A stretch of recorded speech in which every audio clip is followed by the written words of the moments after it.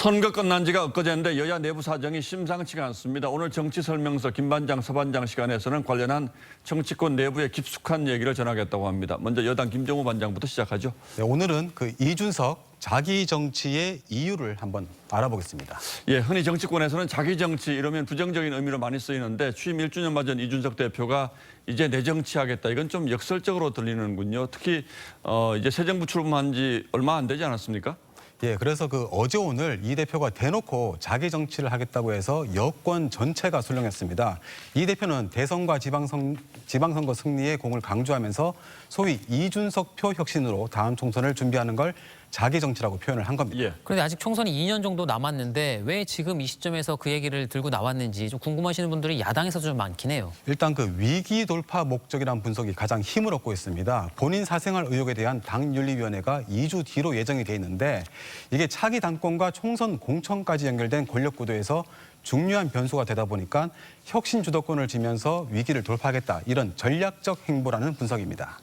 자, 지금 문제는 이준석 대표 이제 사생활 문제 이거 아니겠습니까? 그런데 본인은 나 아무 문제 없다. 좀 이렇게 정면으로 부인하고 자신감 보이는 상황인데 윤리위 문제는 어떻게 되는 겁니까? 예, 이게 상황이 그렇게 만만한 건 아닙니다. 이 의혹이라는 게 크게 두 가지로 정리가 되는데요. 우선 성상납 의혹은 사건 입증 자체가 쉽지 않아서 오늘 이 자리에서는 굳이 다루지 않겠고요. 예. 지금 쟁점이 되는 게 이제 이 바로 증거인멸 교사 부분입니다. 이게 지금 이 대표 측근인 김철근 정무실장이 성접대에 관여했다고 주장하는 당사자를 만나기 위해서 예. 대전까지 가서 이런 7억 원의 약속 증서 그러니까 투자 유치 각서를 입막음 대가로 써줬다는 의혹이 나온 바 있죠. 그런데 이 대표가 당사자와의 통화에서 이렇게 사람을 대전에 보내겠다고 말한 녹취가 공개가 돼서 증거인멸 교사 의혹을 받고 있는 겁니다. 다만 이 대표 측은 정무실장에게 소통을 일임한 것이고 그리고 각서도 고수익의 투자 유치를 돕는 수준이란 그런 취지로 해명 중입니다. 자, 좀 복잡한데 쉽게 설명하면 이준석 대표가 자신에게 위기가 다가오자 혁신을 명분으로 돌파하려고 하고 있다. 그리고 그 혁신이라는 것도 사실은 다음 총선 공천과 관련이 있는 것이다. 그래서 논란이 커지는 것 아닙니까? 예, 바로 그 부분 때문에 이 혁신 문제가 윤석열 대통령과 이준석 대표 사이에 이해 충돌로 흐를 수밖에 없습니다. 예. 당 지도부의 혁신이 추인 당시만 해도 공천 룰 같은 의제는 언급하지 않았던 걸로 알려졌는데 이 대표가 어제 회견에서 한 말은 좀 분위기가 달랐습니다. 총선의 가장 중요한 여당의 지점은 공천이다. 그래서 그것을 시스템화하는 것에 상당한 정권의 성패가 달려있다라고 저는 확신합니다.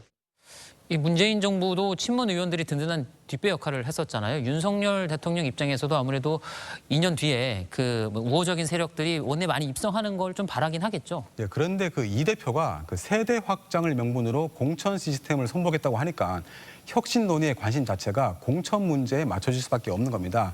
당내 주류인 친윤계가 이준석표 혁신에 반대할 수밖에 없게 됐고 앞으로 충돌이 이어질 가능성이 높아졌습니다. 예, 섣불리 예단하기는 어렵습니다만 김 반장 설명을 듣고 보니까 앞으로 국민의힘 내부에서 어떤 일이 일어날지 짐작이 가긴 하는군요.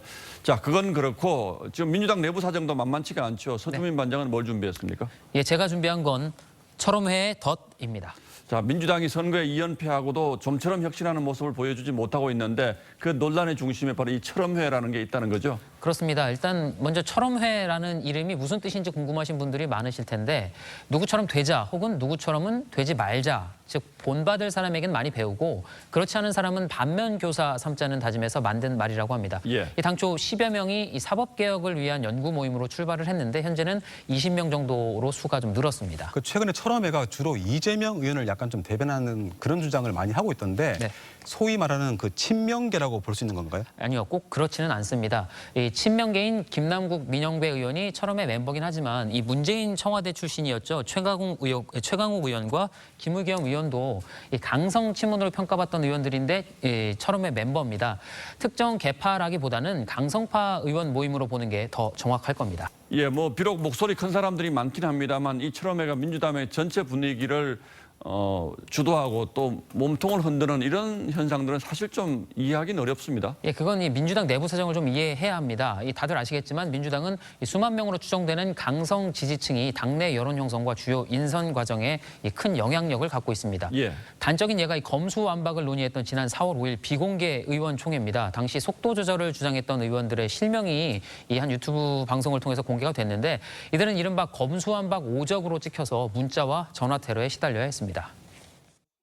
전남 여수갑의 주철현, 전남 여수을의 김회재, 주철현, 김회재. 전화번호 띄워주세요. 조홍천은 이제 대놓고 반대하고. 그러니까 이게 그 강경 지지층에 찍히면 주요 당직에서 배제가 되고 네. 또 공천도 위협받으니까 꼬리가 몸통을 흔드는 현상이 가능한 거군요. 그렇습니다. 이 반면에 이 철험의 의원들에 대해서는 보시는 것처럼 이 후원 계좌를 이렇게 공개까지 하면서 후원금 지원 운동까지 하고 있습니다.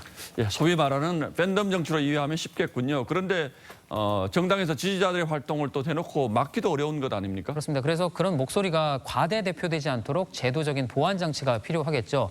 하지만 민주당 지도부를 구성하는 전당대회 룰을 보면 당심이 90% 그리고 민심이라고 할 수 있는 여론조사가 10% 정도만 반영이 됩니다. 예. 더구나 이 민심 10%도 역선택 방지 조항 때문에 민주당을 지지하지 않는 국민들의 목소리는 반영되지 않는 구조입니다. 지난 전당대회 때 철험회 주축 멤버였던 김용민 의원이 최고 득표율로 최고위원이 된 것도 이런 구조가 영향을 미쳤다고 볼 수 있겠습니다. 그러면 이런 구조라면 그 네. 강경파가 지지하는 이재명 의원이 당권을 잡을 가능성도 있겠군요. 예, 오늘 공개된 여론조사에서 이재명 의원의 당대표 출마가 부적절하다는 응답이 53.9%였는데 이게 민주당 지지층에서는 75% 넘게 찬성을 했습니다. 그러니까 이 민심과 당심의 차이가 얼마나 큰지 단적으로 보여주는 예라고 할 수 있습니다. 예, 좀 복잡하긴 합니다만 서반장 설명 들어보니까 민주당의 미래도 어떻게 될지 제 눈에는 대충 그려집니다. 예, 두 반장 오늘도 잘 들었습니다.